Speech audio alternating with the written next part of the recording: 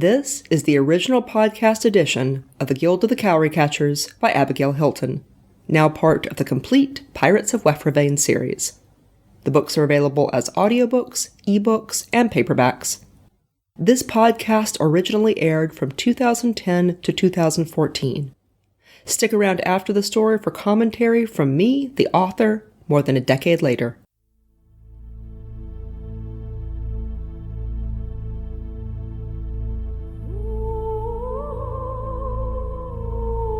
The Guild of the Cowry Catchers, a novel of pirates and Panamindorah.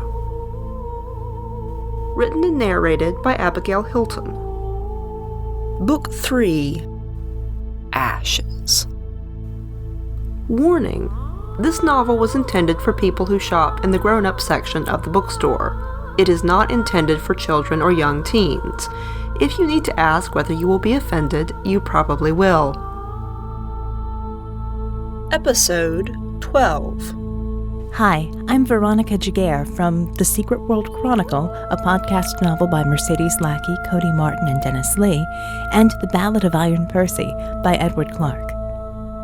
Previously, on the Cowry Catchers podcast, Gerard decides that sex with Silvio was a one-time experiment, best put behind them. Silvio seems content to let the issue rest. However, they end up having half-asleep sex several nights later. Gerard is angry with himself and extremely conflicted. He asks Silvio to sleep alone again. Silvio doesn't argue, but he clearly isn't sleeping. They get into a fight one evening. Gerard becomes so angry that he breaks Dakar's bridge. He is immediately horrified, and Silvio panics. Gerard manages to reopen the connection. Silvio has lost all will to fight and swears that he'll be whatever Gerard wants. Gerard feels miserable. The next day, they have a long conversation wherein Gerard acknowledges a level of attraction, the limitations of that attraction, and his concerns about the relationship. Silvio is attentive and honest. They reach a degree of resolution, and Gerard decides to stop fighting the relationship.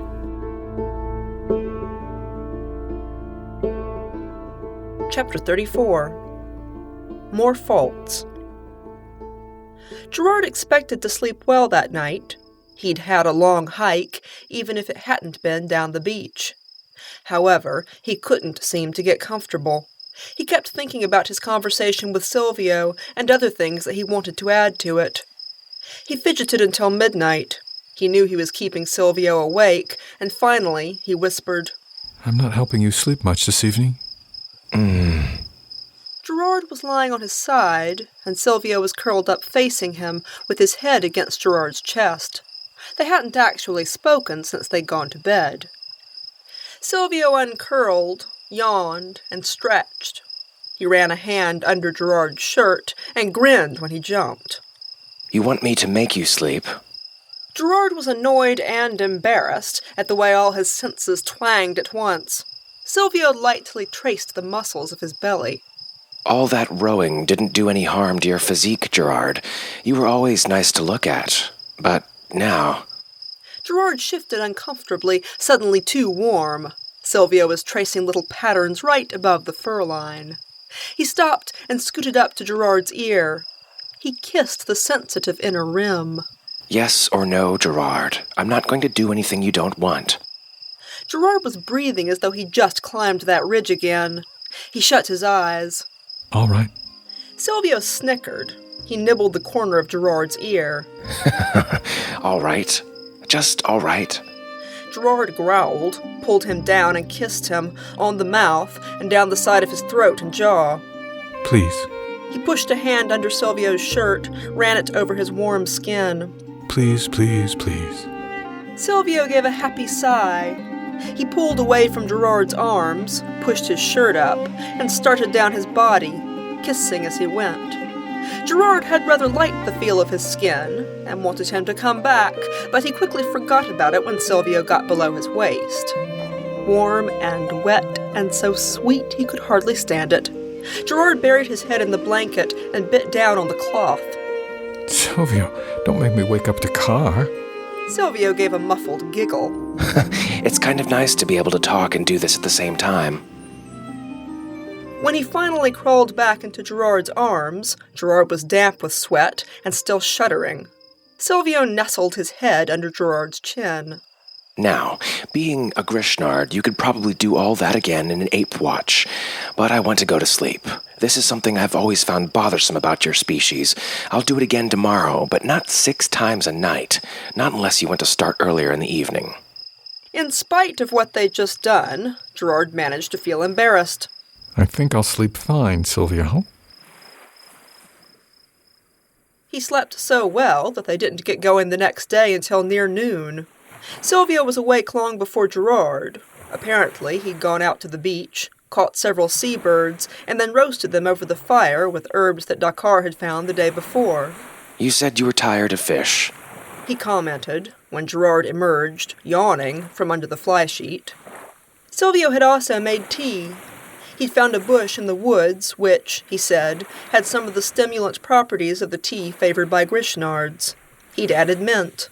Gerard hadn't had tea since he spoke with Gwaine on the Mantis, and it tasted wonderful. I would like to try riding Felbane, said Silvio, as they ate breakfast. I think he'd let me. He's actually very gentle. I spent most of several nights with him. Gerard nodded. I think that's a great idea, but I do think you need something to hang on to. I rode Alcer without a harness because we'd been doing it our whole lives. He was good at keeping me on, and I was good at staying there. Felbane is not going to be good at keeping anyone on at first, and you're so light. Can I ride with you the first time? I'm not sure I can get up the nerve to climb on without you. You seemed willing enough the other evening. Silvio looked into his tea. I was angry at you the other evening. That helps with fear, at least temporarily. Belligerent adult? He smiled. I suppose.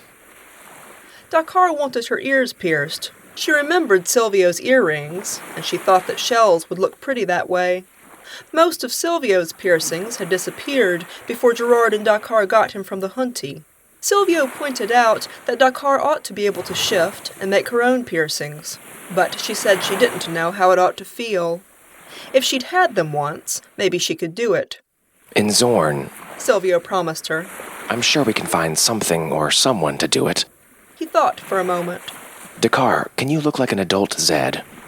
She considered this. Let me practice a little. I've seen them, but I've never done it before. She did not like to practice in front of Gerard and Silvio, so they didn't see her for most of the day. Dakar was more than capable of catching up if she fell behind. They started down the beach with their packs, the sun warm on their shoulders. After a while, Silvio said, with a trace of humor, I didn't think you were finished enumerating my deficiencies yesterday. Gerard sighed. How about you enumerate some of mine? I feel like I've complained at you a lot lately. Silvio shrugged. All right. You try so hard to be nice to everyone that you save up your anger, and every now and then it tumbles out with a boom. I have a temper. Yes. It sort of scares me when you get angry. Gerard nodded. I know that. I'm sorry. I'm not sure it's because I try to be nice to everyone, though. I brood and don't say anything until I'm really upset. That's a fault. Thess was good at reading me and making me talk. So was Alcer. Words aren't my strong point. But you're good with them. You say things well when you decide to talk. Sometimes. So, temper. What else? Silvio thought for a moment. You can be reckless. I have to have good reasons for doing things. Gerard looked a little skeptical. And what was your good reason for doing what you did last night? Silvio snickered. You couldn't sleep. Was that all? It was fun. I'm not against fun as long as it's not unreasonable or reckless. I have a hard time understanding how it was fun for you. The more he thought about it, the more the one-sidedness of the whole thing bothered Gerard. Basil had a legitimate complaint. Silvio smacked him with his tail. What could be more fun than making you beg? Gerard was very glad that Dakar couldn't hear this conversation. Silvio watched him. I do wish you wouldn't get so embarrassed, Gerard. I wish you wouldn't put blankets over your head. I like to see your face. It tells me whether I'm doing a good job. I know this is not your first time, so why are you so cagey? Gerard was momentarily speechless. Then he thought about it. Well, for one thing, I'm not used to being looked at. Silvio's eyebrows rose. Oh, He reached out and patted Gerard's arm. that didn't even occur to me. He thought a little more. So, Thess was your only? Well, aside from Morchella, and there were so many things bothering me about that situation, her looking at me was pretty low on the list. Gerard, the word for what happened with Morchella is at best coercion and more likely rape. Gerard felt miserable. An old guilt surfaced in his mind. You can't rape a... You can. Trust me, you can. A male will respond to stimulation in the absence of choice. You did say you believe choice counts. Gerard nodded. Well, then, you were raped. It's happened to me. A lot. It's probably one of the reasons I'm not so keen on climaxes. Gerard reached down for his hand, brushed his shoulder, and Silvio actually flinched. He hadn't done that in ages. He tried to recover and took Gerard's hand. I'm sorry, Gerard. I'm not trying to act like an 8-year-old. Silvio's whole hand was just large enough to cover Gerard's palm. Gerard ran his thumb over Silvio's knuckles and back up the top of his wrist. After a few moments, the tension left him. Thank you. I didn't do anything except be a friend. Silvio let go of Gerard's hand. Basil hated it when I'd do things like that. We'd be having a normal conversation, and then something would remind me of something else, and I'd just go to pieces for no reason. I think you had a reason. Gerard hesitated. I do think it's a little difficult to enjoy a physical relationship with someone who doesn't seem to enjoy it themselves. I told you I do. And you didn't seem to have any trouble enjoying it last night. Gerard thought for a moment. Yes, but sometimes it seems like this is just mechanics to you. A useful skill like throwing knives. Silvio shrugged. It kind of is. So what? Gerard stared at him. Sex is not about mechanics to me. It's about bonding. Silvio gave him a look that was almost a sneer. It's about bonding.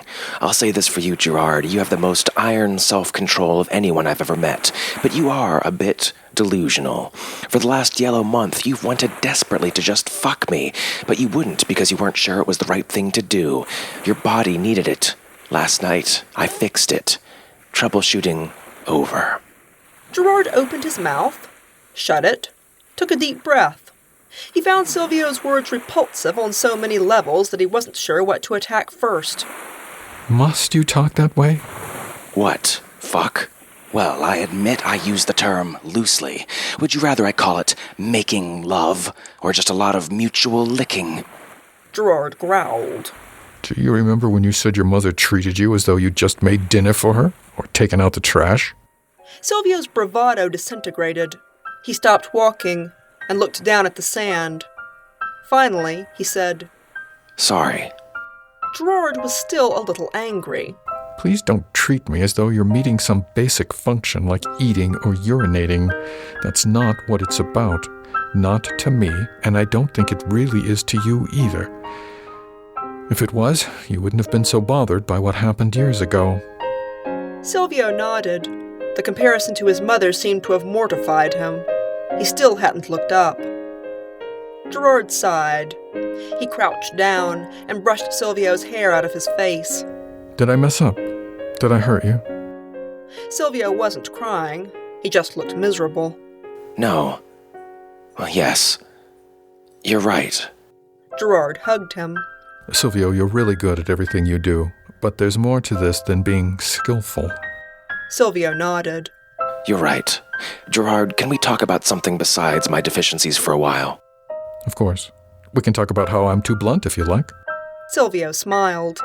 Why don't you tell me about riding griffins instead? Chapter 35. Zorn from the Air.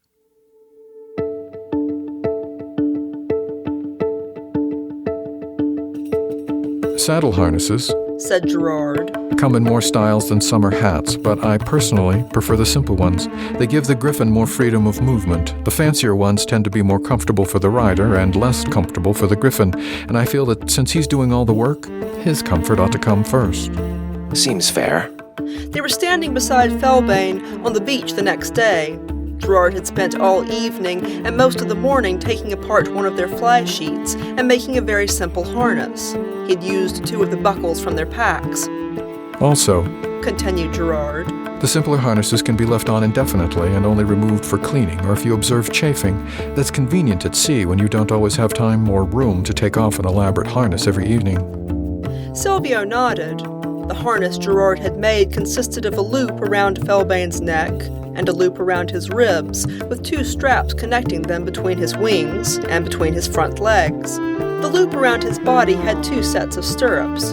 Gerard had made one high up, where Silvio's feet would land, and one lower down for his own feet. You can put stirrups on any number of other places. You can hang several off the top strap to give yourself some options for standing or leaning. That's always a good idea, especially if you're going to be shooting from Griffinback in flight. I haven't got enough leather, though, to make extras. Gerard showed Silvio how to tighten the harness without putting pressure on Felbane's throat or across the tops of his wings. Felbane accepted all this with considerable forbearance. Gerard was impressed that he lay down on his belly and let them tug and tighten and poke. Silvio would stop sometimes and sign to him.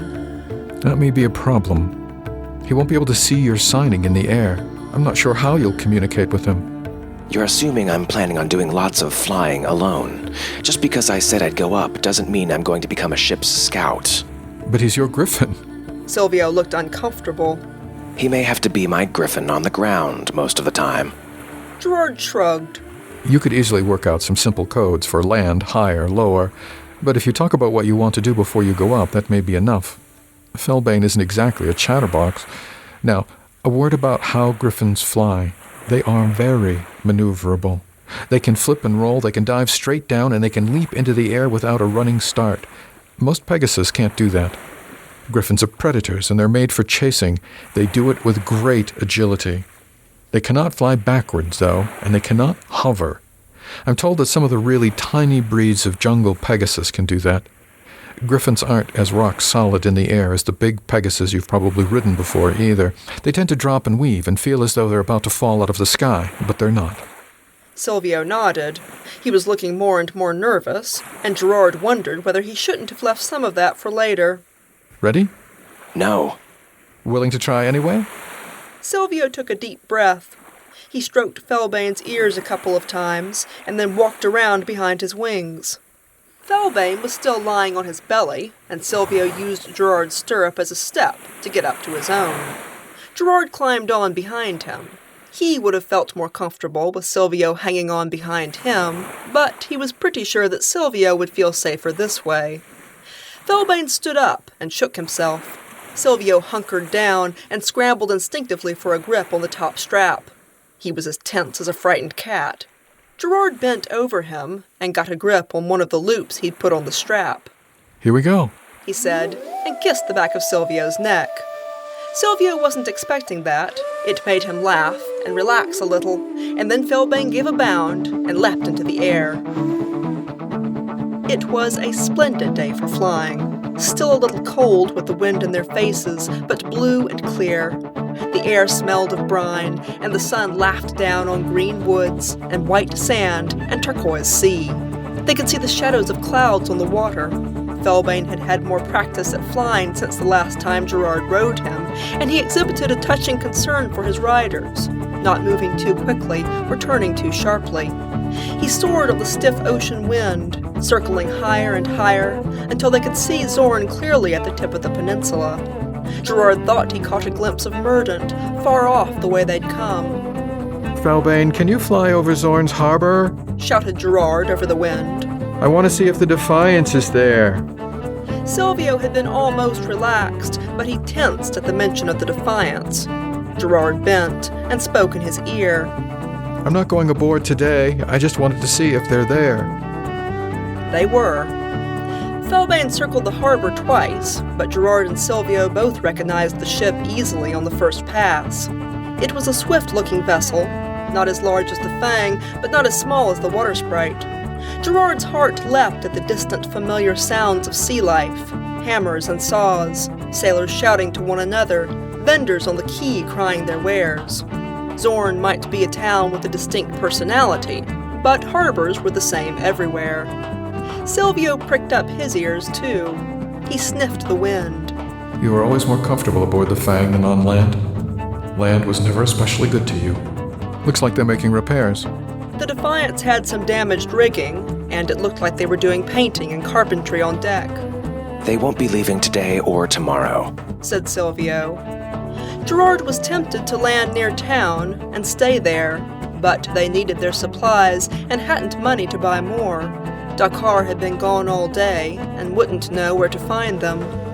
Gerard hadn't seen Gwaine on the deck of the Defiance, and he doubted they'd be welcome aboard ship if Gwaine had not yet arrived. If Gerard had been alone, he might still have landed and spoken to someone aboard ship, but Silvio was clearly frightened by the idea.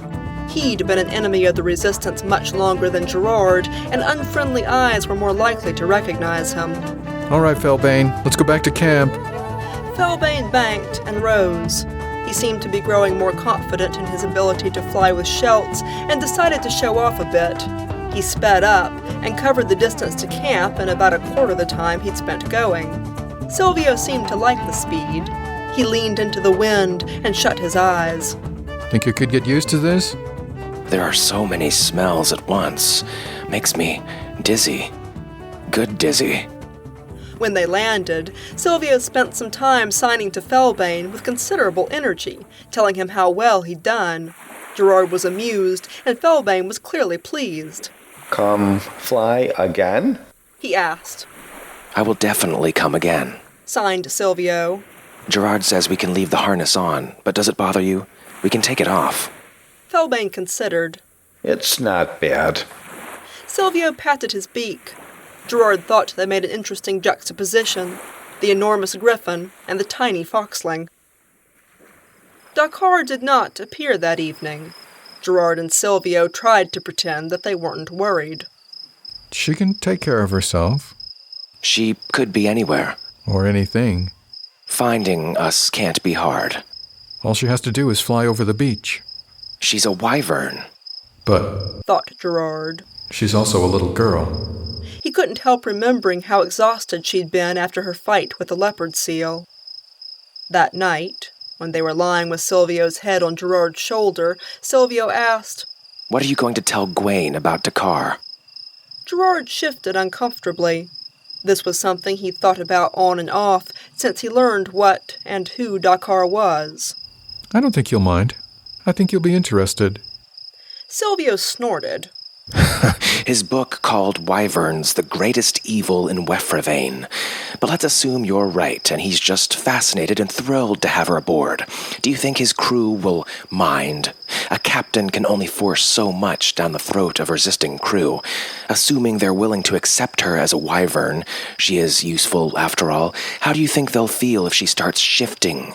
Sailors are superstitious, and they're not the most accepting of new ideas. Shapeshifters are monsters out of legend, Gerard. Are you going to make her hide it, not shift in public, always be a Shelt or always be a dragon, stifle her true nature, just so you and I can go on sailing? Gerard drew a hand across his face. I don't know, Silvio. I can't see that far ahead. Yes, I'm worried about it, but I don't know what you expect me to do. Silvio was quiet for a moment.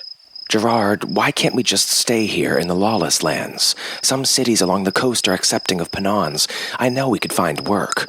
Why do we have to go out seeking someone who has good reason to want to hurt Dakar and me? Gerard thought for a moment. Silvio, Morcella is probably still looking for Dakar, and she may still be looking for me. If she finds you, she'll certainly kill you. I'd rather take my chances with Gwaine. We could go inland, persisted Silvio. Or we could find another ship headed for the Pendulums or the Sun-Kissed Islands. There are merchants who make that run, or parts of it. Not many, but this is a good time of year to look for them, and a good place. Silvio, I think Dakar would have the same problem on any ship, and she won't be happy away from the sea. I think she's actually got a better chance of being accepted aboard the Defiance. Silvio levered himself up on one elbow. He sounded exasperated. What makes you think that, Gerard? Gerard made a face. I don't know. It's just a feeling. I'm sorry, I can't explain it. An impression I got from talking to Gwaine, maybe. Gerard remembered something Basil had once said. Sylvie always has at least 5 plans. I don't even need one. If you're just contingency planning, then go ahead. Plan away. But I want to try this first. You really don't have to stay with me if you don't want to. Silvio looked sad. Don't you want me? Gerard pulled him down and tucked Silvio's head under his chin. Yes, I do. Desperately. But I don't want you to feel trapped. Too late. Silvio shifted his head and kissed Gerard's collarbone. Gerard laughed. Can you argue with me and do that at the same time? I'm good at multitasking. I don't want to right now. Why not? Dakar's not here to wake up. That's probably why I don't feel like it. I just don't. The next morning, Dakar still wasn't back, and Silvio had a bruise on his neck. Gerard noticed it while they were eating breakfast. How did you get that? Silvio raised an eyebrow. Well, I didn't give it to myself. Gerard grimaced. He had absolutely no memory of doing anything other than sleeping last night. Silvio watched him. You were dreaming. You kept calling me Thess. I started to wake you up, but it seemed like a good dream. Gerard shut his eyes. Oh, Silvio. It's all right. It's not all right. You don't deserve this.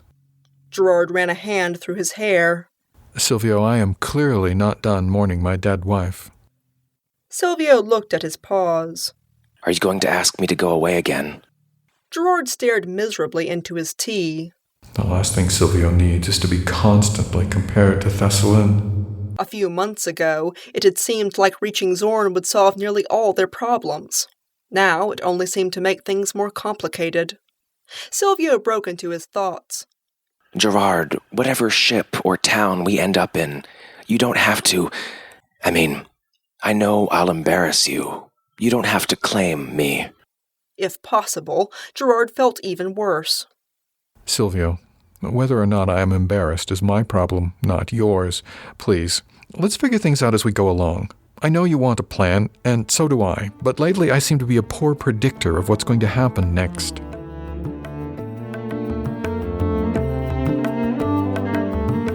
Chapter 36. The Defiance. Dakar did not appear the next morning. Gerard had intended to simply don their packs, get on Felbane, and fly to Zorn that day, but he didn't want to get too far away from where Dakar would expect to find them, so they kept walking down the beach. Some of the things that Silvio had said were niggling in the back of his mind.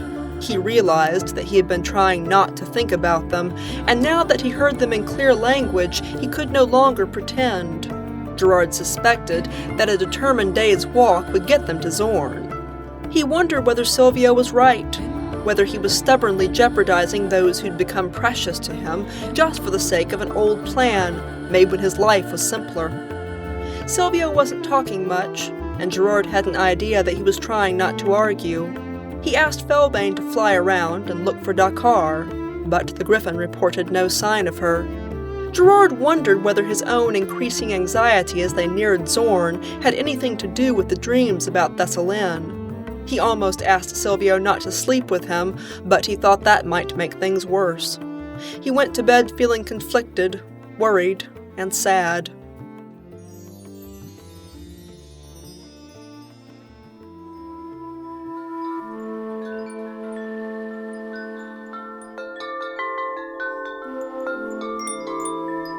Gerard woke some time later to the feeling of someone watching him.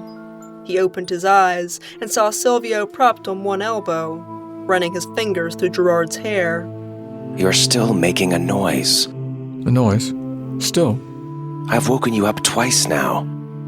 Gerard didn't remember being woken, but he knew he'd been dreaming about wind chimes. Silvio brushed through his hair until Gerard fell asleep again, but he woke with a start and that awful sound in his head. Next thing he knew, Silvio had crawled inside his shirt.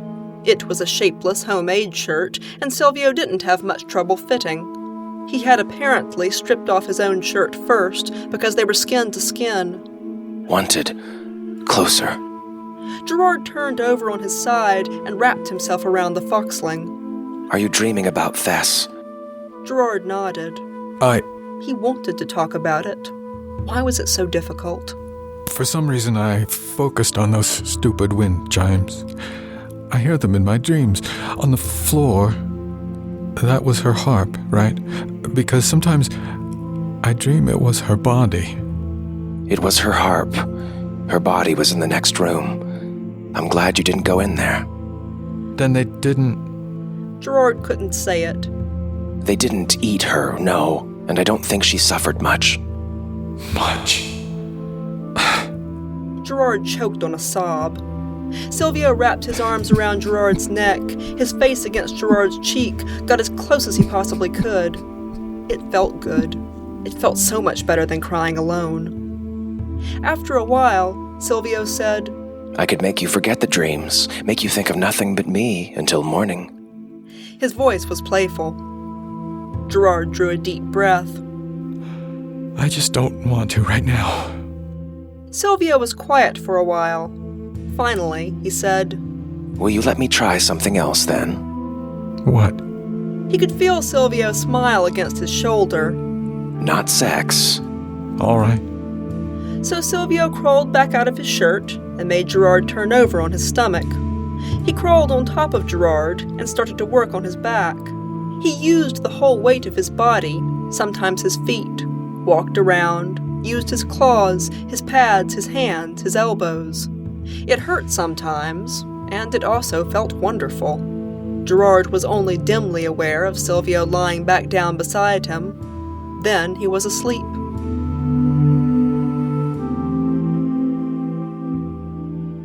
He woke to the sound of a girl's voice. Found me and chased me and chased me, and I just couldn't. Takar? Gerard sat up, praying to the firebird that he wasn't dreaming. She was sitting beside the fire, in her little girl Grishnard shape, talking to Silvio. Gerard noted distractedly as he scrambled to his feet that it was late morning. Takar, what happened to you? We were worried. She looked tired, and somehow less solid than usual. She was chased by wyverns, said Silvio flatly. Dakar nodded. They found me. I'm sorry. I didn't mean to. I was practicing being a Zed, and I thought I'd take a break and go for a swim, and I ran into some other wyverns. They wanted me to talk to them, and I wouldn't. And then one of them thought he recognized me, and I ran from them, and they caught me once and hurt me. But I got away again, and then they chased me all day, and then I hid for a while. Did they recognize you? I don't know. Maybe. I think Mother will when they tell her what happened. We'll be well away from here by then. Takar, please stay out of the water for a while. We should probably not walk on the beach either, said Silvio, and Gerard agreed. Felbane told them that Zorn was more or less just over the ridge. It was steep at this point, but they could certainly hike it. They all started into the woods, away from the water. Gerard was thinking as they walked. Silvio cut into his thoughts. You slept pretty well for the rest of last night. Gerard smiled faintly. I don't deserve you. You don't deserve me the way you don't deserve a toothache. Gerard shook his head. More like the way that nobody deserves love. Silvio, I'd like to fly over to the Defiant, see if Gwain's there and talk to him if he is. You don't have to come. You can stay in the woods with Takar. I'll tell him exactly who's with me, including everything about Takar. If he reacts badly, then I'll come back and we'll do something else. None of you will be in danger, and I promise I will come back. Silvio was quiet. They'd reached the steep part of the ridge and continued to climb in silence. The trees thinned, and finally they topped the crest. The view was even better than Gerard had expected. The whole tip of the peninsula laid out before them, and Zorn squarely below. They could see the harbor. They could see the Defiance, and half a dozen other ships lying at anchor. They could hear the wind in the trees, and the distant cry of seabirds, and the nearer cry of hawks in the open air. Dakar glanced at Silvio. Do you want me to look like a Zed this afternoon? I kind of have it. Sort of. I'll try. Silvio sighed and looked down at the ground. Dakar glanced between him and Gerard. What's wrong? We're trying to make a decision. Silvio kicked at a rock. Of course he likes you. Everyone likes you. And besides, you saved his life. You never tried to kill him at a peace conference. And he tried to kill you. We all tried very hard to kill each other, and we all lost on Meja Minor, Silvio. You, me, Gwaine, Leopard, even Marcella ultimately lost the best admiral she ever had. In her own twisted way, I think she was pretty fond of me. We fought, and nobody won, and now it's over. He knows that. Silvio reached up and took his hand. I'll go with you. You don't have to. I want to. No sense in waiting. Let's all go and get it over with. So they strapped their packs to Felbane, dividing the weight evenly on either side of the harness. Dakar was instructed to look like a little girl Grishnard until asked to do otherwise. Then they all climbed onto Felbane. Gerard knew he was better at hanging on, and he didn't want to take any chances with all three of them, so he sat in front, with Silvio hanging onto his waist and Dakar behind. Then they leapt into the air and glided gently down the tree-lined ridge, out of the wiles that had sheltered and fed them, over the rooftops of Zorn, past curious upturned faces, their black and white stripes flashing in the sunlight. They glided over the docks, lower and lower, and landed at last on the deck of the Defiance.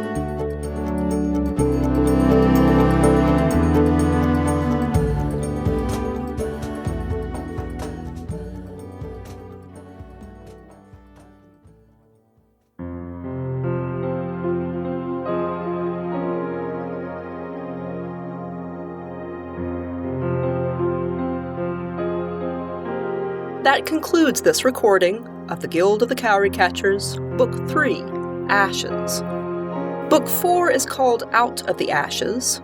It will be available as an ebook long before it's available in audio, so if you really want to know what happens, follow me on Twitter as A.L. Hilton or on Facebook for updates.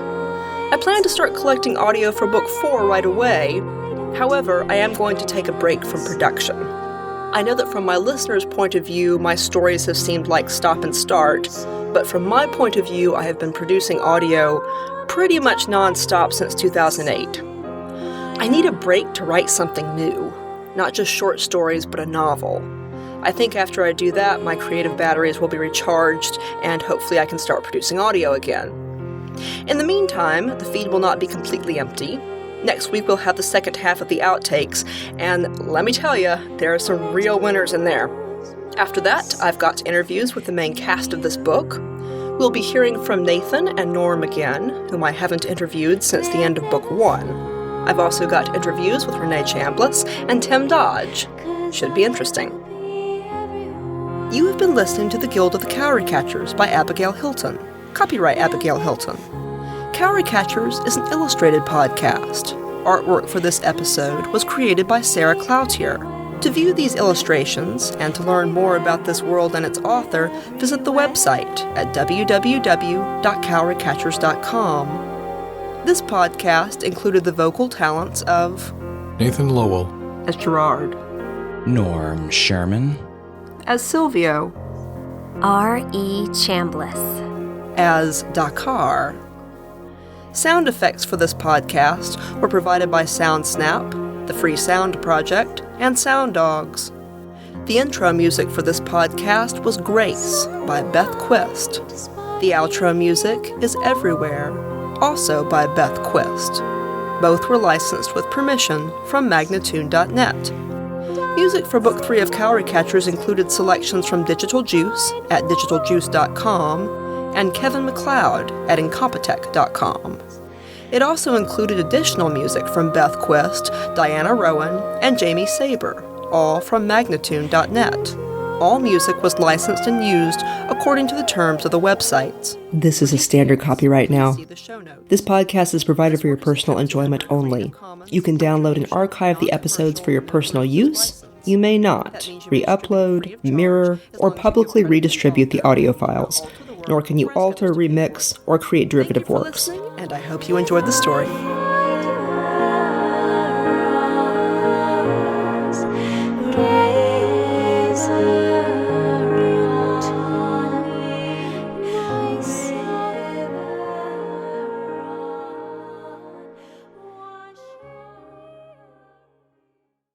And I'm back.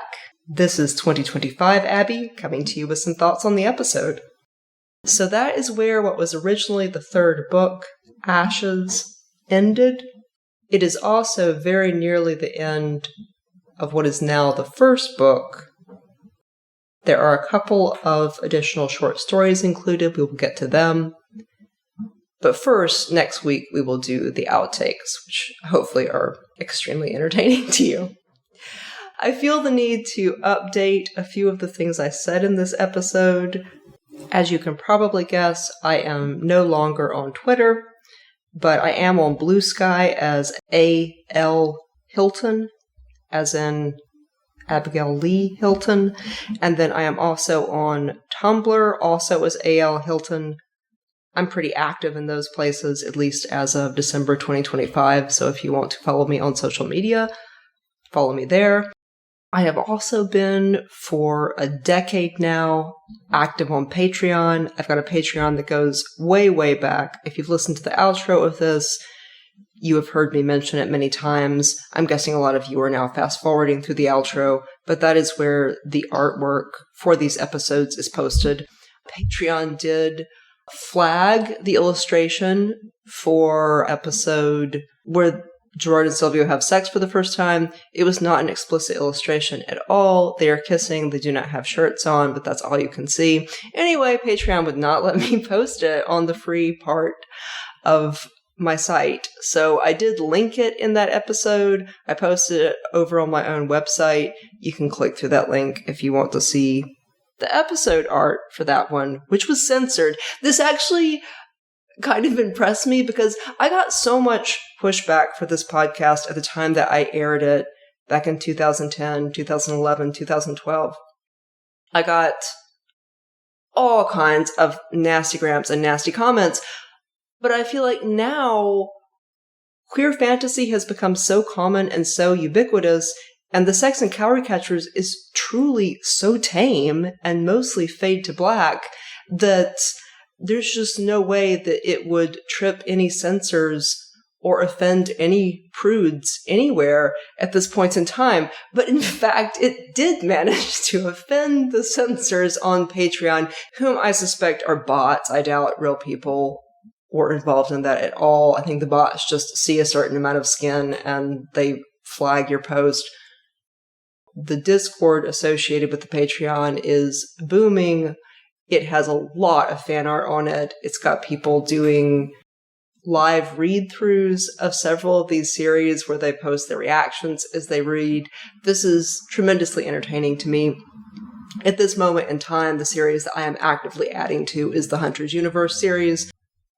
I am 7 books deep in that one at this point, and I will talk about that more on this podcast eventually. We haven't actually gotten to the point in time where I was writing it, although I think we're pretty close. So one of the things I was asking myself listening to the outro of this one, I said I was taking a break between the production of Book 3 and Book 4, or what was then Book 3 and Book 4, to write something else, and specifically another novel. And I sat there scratching my head, trying to think, what did I write at that point in time? What did I start working on there?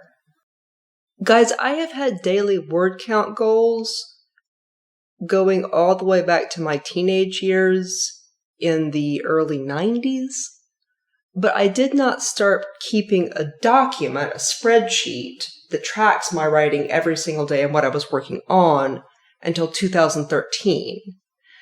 So I'm pretty sure at this point in time where I was recording the end of this book was 2012. So this was 1 year before I've actually got records. And the first thing I've got a record of in 2013 was Skydance, which is a story about Thessalon. And that is what I thought I wrote as my first actual writing project after anesthesia school and after producing the Guild of the Cowry Catchers podcast, because I was doing audio to begin with because I was too stressed in anesthesia school to write. And then I had this huge project that I was still working on when I graduated, and I didn't really start writing novels again until I got that production done. I thought Skydance was the first thing I wrote, but it might have just been the first thing I finished. And I did write a couple of other very little stories, which you will hear here shortly, like 2,000 word stories. But Skydance is a 10,000 word novelette. Anyway, I'm rambling a little bit, but the thing I'm rambling to is that it might have been Hunters that I started poking at here, that I talked about a little bit in this episode. Hunter's Unlucky is a big epic fantasy novel with an entire four-legged cast. These are animal characters who don't wear clothes or use weapons. They're naturalistic animal characters. It's an alt world. It's a world that I can overlap with all of my other worlds if I want to. And it was a rewrite of my very first novel that I wrote when I was 14 and 15. So I was a teenager. It was the first novel I finished. It was huge. I wrote it in about a year, and it was like 250,000 words or something ridiculous. And it was, it was what you would expect from a 15-year-old. Or maybe, you know what? No, it was better than what you would expect from a 15-year-old. But it was very, very definitely not something that you would consider professional quality of a novel. And I rewrote it again in college. And I poked at it quite a few times after that. But there were a number of things about it that were just not working correctly. And because it was just one of my earliest things, like literally the characters had been living in my head so long that I couldn't remember meeting any of the main characters in that story. They had been just living in my head almost my whole life. And I couldn't get enough distance from it to make it good, to make it ready for prime time, to make it something strangers would want to read. It was also a book that my brother read when he was 10 years old. He read all the chapters when they were worn off the dot matrix printer. My friends and cousins read it when we were teenagers and when some of them were children. And it was like deeply tied up in some of my early friendships and relationships. It was a really important book to me for that reason. So there were things in it that were darlings that I didn't want to change, but needed to be changed to make it something that might possibly survive my lifetime, or that, strangers would actually want to read. And I didn't know how to fix it, and I knew it was a trunk novel, and I knew that you're not supposed to rewrite trunk novels. You're supposed to write something new using everything you've learned about writing and from life, and that will always be better, goes the wisdom, than rewriting a trunk novel. And that is true, my friends. 90% of the time, maybe 99% of the time, that is true. That is always true, except when it isn't. Look, I have 2 other major trunk novels that I never rewrote, and I'm not sorry that I didn't rewrite them. I scavenged those novels for parts. But Hunter's Unlucky was a story that would not leave me alone. And so I think that is actually what I sat down and started poking at, that I talked about at the end of this episode. And what I did for the rewrite that did actually stick, I was by then 35 years old, so I had life experience. I had published The Prophet of Panamindorah. I had published the original Guild of the Cowry Catchers series, which is now the first 2 books in that series. And so I had more writing experience under my belt. I had published a few things that I felt were street-worthy and that I still feel proud of. So I had more experience, and I went back to that book, and I knew that I wasn't going to be able to do the kind of rewrite I wanted if I was just fiddling with each chapter, because there were just too many darlings. There were just too many things to trip over. And so instead, I did actually rewrite that novel from scratch. So I will tell people this sometimes with a lot of caveats, because, if you say, I published a novel that I first wrote when I was 15, nobody is going to believe that's any good. And it won't be. If it was the novel you wrote when you were 15, it just won't. But this was rewritten when I was 35. So I came back to it and I pretended that the version that I wrote at 15 was a myth. It was a myth that had been told hundreds or thousands of years in the future, and I was going to tell the story of what really happened. So I approached it with that mindset, and I'm not sure that that is still the mindset that in fact, I could say definitively that is not how I think of the story now, but that mindset was very helpful to me in reapproaching that story and being able to sift out the darlings that needed to go from the nostalgic elements that I was allowed to keep.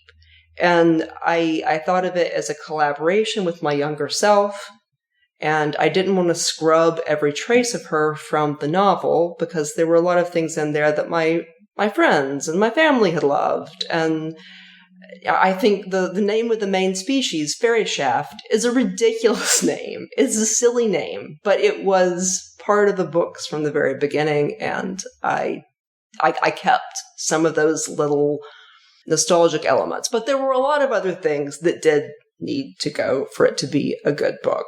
And I took copious notes as I was doing the rewrite.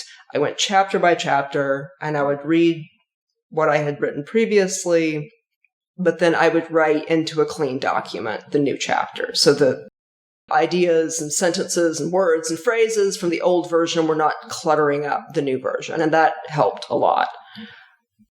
That is a novel that I am extremely proud of. Of all of my books, I feel like it's the most likely to outlive me.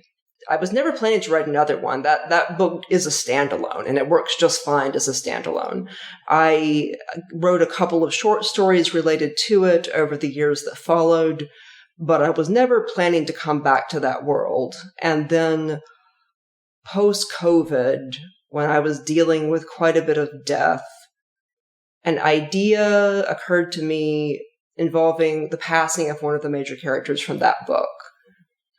And it occurred to me as a novella, but it was one of those stories that just really grabbed me by the collar. Like, I could not write it.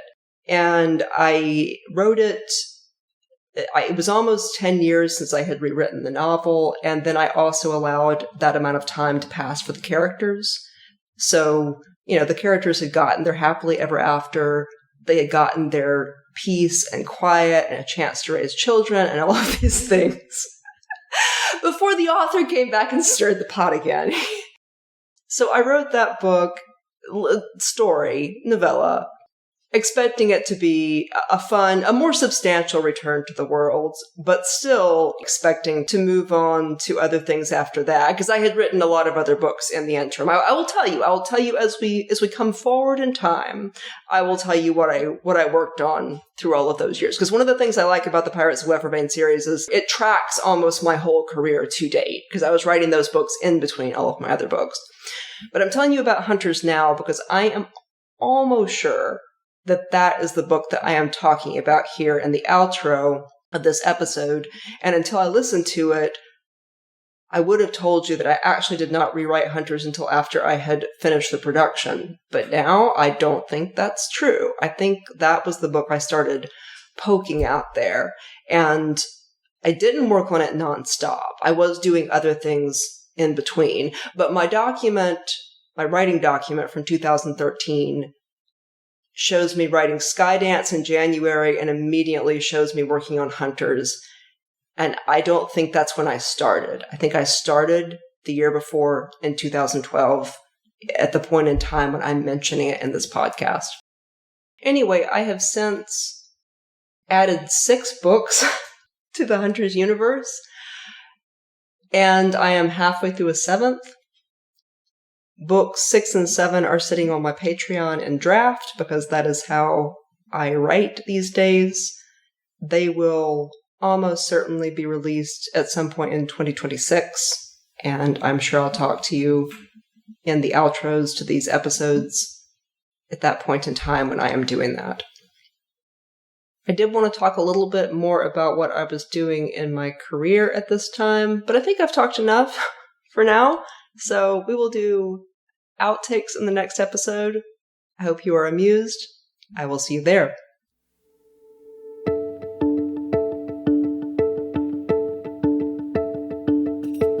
This is Abigail Hilton, and you have been listening to the Pirates of Wefravain saga.